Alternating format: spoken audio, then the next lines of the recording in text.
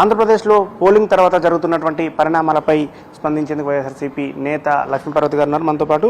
Madam, ఎలా చూస్తారు polling సమయంలో, పోలింగ్ తర్వాత ఆంధ్రప్రదేశ్లో ఉన్నటువంటి పరిస్థితులను? పోలింగ్ సమయంలో ప్రశాంతంగానే జరిగింది. అక్కడక్కడ కొంచెం ఇబ్బంది పెట్టారు, ఈ తాడిపత్రి ఇలాంటి చోట్ల. అలాగే పల్నాడు అయితే ముందు నుంచే స్టార్ట్ చేశారు వాళ్ళు. ఎప్పుడైతే వీళ్ళు ఇచ్చిన లిస్టు ప్రకారం అక్కడ ఆఫీసర్స్ మార్చారో వాళ్ళు ఉన్న చోటే గొడవలు జరిగినాయి. ఇదే పోలీసులు వాళ్ళకి సహకరించారు. అందువల్ల ఎలక్షన్ అయిపోయిన తర్వాత ఇక దారుణంగా వాళ్ళు బిహేవ్ చేశారు. అసలు ఏంటి కర్ర, మనం చూసాం కదా, లైవ్లో చూస్తూ ఉన్నాం కదా, కర్రలు తీసుకొని కత్తులు తీసుకొని ఇళ్ల మీదకి వెళ్ళిపోవటమే, వెళ్ళిపోయి దొరికిన వాళ్ళని దొరికినట్టు కొట్టడం, అదేవిధంగా ఇళ్లు పగలగొట్టడం, కార్లు తగలబెట్టడం, ఇంత దారుణంగా అసలు ఆంధ్రప్రదేశ్లో ఎప్పుడూ జరగలేదు కదా. ఇది భారతదేశంలోనే ఆంధ్రప్రదేశ్లో వైలెన్స్ ఎక్కువ జరిగిందనేది లా అండ్ ఆర్డర్ ప్రాబ్లము. అప్పుడు ఈసీ దృష్టికి పోయింది అనుకోండి. ఏదైనా చేతులు గాలే కాకులు పట్టుకున్నట్టు ముందే ఉంటే జాగ్రత్త. మంచి ఆఫీసర్స్ని తీసేసి ఇట్లా పనికి మాలిన వెధవలను పెడితే వృత్తి ద్రోహం చేసే వెధవులు వాళ్ళని ఏమనాలంటే అలాంటి వాళ్ళని పెడితే ఇలాగే జరుగుతుందంటానికి చూసాము. కానీ పోలింగ్ మాత్రం అద్భుతంగా జరిగింది. రాత్రి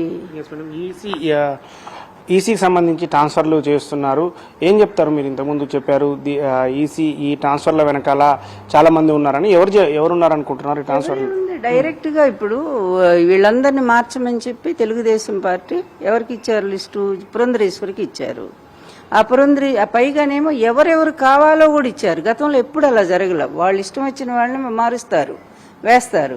అలా కాకుండా వీళ్ళనే వెయ్యాలి ఆ ప్రాంతాల్లో అని చెప్పి లిస్ట్ ఇచ్చి మరీ కూడా, మరి ఇది పురంధరేశ్వరి వల్ల కాదా, ఈ దుర్మార్గురాల వల్లే కదా ఈ విధంగా లా అండ్ ఆర్డర్ ప్రాబ్లం వచ్చింది.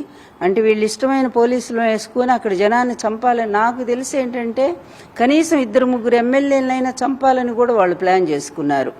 ఇది అందువల్ల ఏంటంటే ఇక రేపు కౌంటింగ్ నాటికి అందరూ భయపడిపోయి ఏజెంట్లు ఎవరు కూడా రారు, మా ఇష్టం వచ్చినట్టుగా మేము చేసుకుంటాం, లెక్కలు వేసుకుంటాం అనే పద్ధతిలో వాళ్ళు చేశారు. కానీ ఎంత దారుణం అంటే ఎక్కడైనా సరే వైకాపా ఏదంటారు అన్నీ ఉన్న విస్తర అణిగిమణిగి ఉంటుందని, వైకాపా వాళ్ళు ఎవరి మీదైనా సరే వాళ్ళు తగువుకు పోవటం కానీ ఎక్కడ చూసినా ఈ తెలుగుదేశం గూండాలే. అలాగే చింతమని కూడా చూసాం కదా, పోలీస్ స్టేషన్కి వచ్చి మరీ పోలీసులను కూడా బెదిరించి మరీ లాక్కొని పోయాడు ఒక హత్య చేయబోయిన వాడిని. ఇలాంటి వెధవలను పొంచి పోషిస్తున్నటువంటి ఈ చంద్రబాబు నాయుడు, అలాగే అతన్ని సపోర్ట్ చేస్తున్నటువంటి ఈ పురంధరేశ్వరి ఇద్దరు కూడా నా దృష్టిలో హంతకులే వాళ్ళు. అందువల్ల ఎంత తొందరగా వీళ్ళు ఈ రాష్ట్రం నుంచి వెళ్ళిపోతే అంత బాగుంటుందని మేము అనుకుంటూ ఉన్నాము. అవి ఆంధ్రప్రదేశ్లో ఇప్పుడు జరుగుతున్నటువంటి దాడుల వెనకాల తెలుగుదేశం పార్టీ ఉంది, తెలుగుదేశం పార్టీ కావాలని ఇవన్నీ చేపిస్తుందని చెప్పి కూడా లక్ష్మీపార్వతి చెప్తున్నారు.